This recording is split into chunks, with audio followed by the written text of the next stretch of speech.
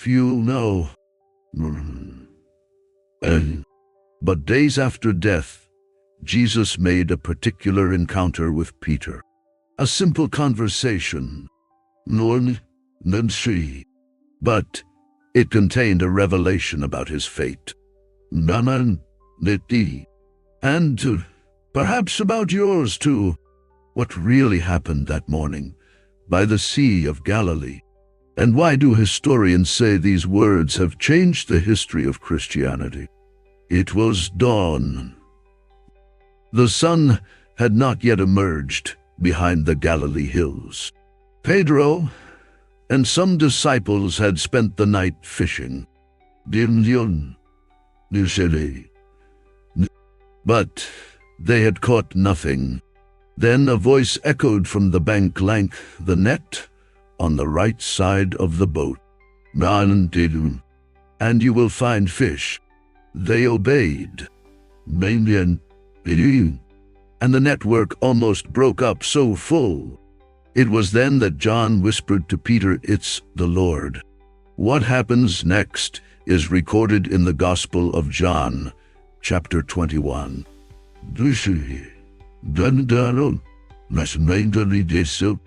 But the meaning of this conversation goes far beyond what most imagine. Pedro did not wait for the boat to reach the beach.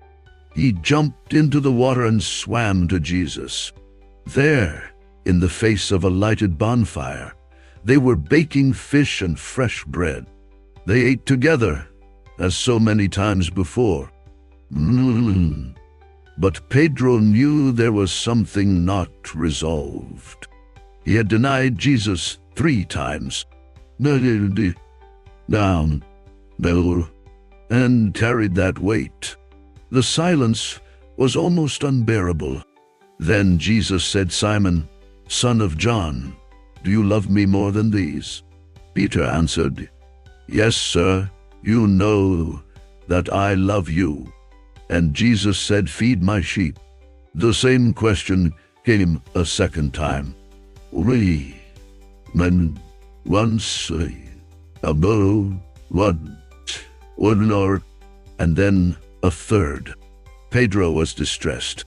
It was not coincidence. 3 questions. Naiden. To heal the 3 denials. In Jewish culture, repeating something 3 times was a seal of confirmation. Jesus was not just forgiving Peter. I was restoring your authority. And trusting him the leadership of his flock. This flock were not animals. They were people. The mission was clear: guide, teach, protect. But along with the mission came a prophecy: when you were younger, you dressed in and went where you wanted to.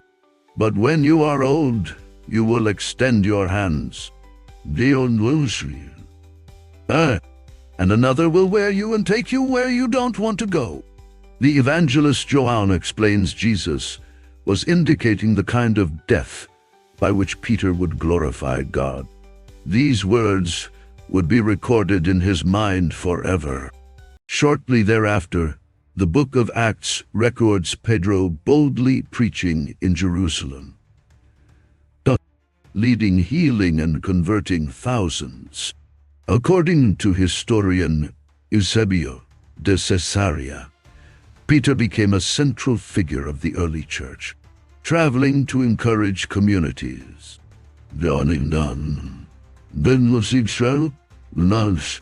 And strengthening disciples even in the face of Roman persecution.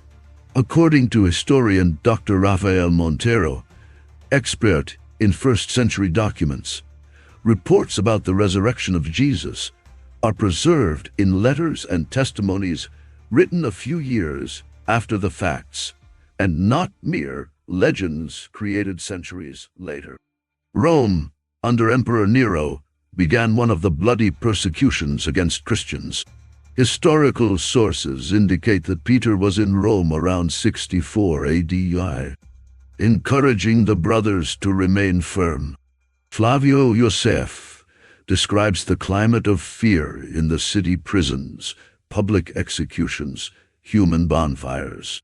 Christian tradition reports that Peter was arrested and sentenced to death. He would have asked to be crucified upside down, saying, "It is not worthy of dying as your Lord." Thus, the prophecy said by the Sea of Galilee was fulfilled decades later. "Feed my sheep" was not just advice. It was a call to love, even the sacrifice. Peter understood that following Jesus literally meant give life to others. Today, millions read the letters written by Pedro, preserved in the New Testament. In them, we find the same care and courage that Jesus saw that day. The impetuous fisherman became the faithful pastor. And its story continues to inspire spiritual leaders to this day. And if Jesus appeared before you now, once, looking in your eyes, now, and say, "Feed my sheep," would you be willing to go to the end? If this story spoke to you, leave your comment. I want to know what most marked you in this meeting between Jesus and Peter. Like, share, and subscribe to more reports where faith and history meet. 2,000 years ago, on the banks of a quiet sea, a fisherman heard a call that would change the world. And maybe today, this same call is echoing for you.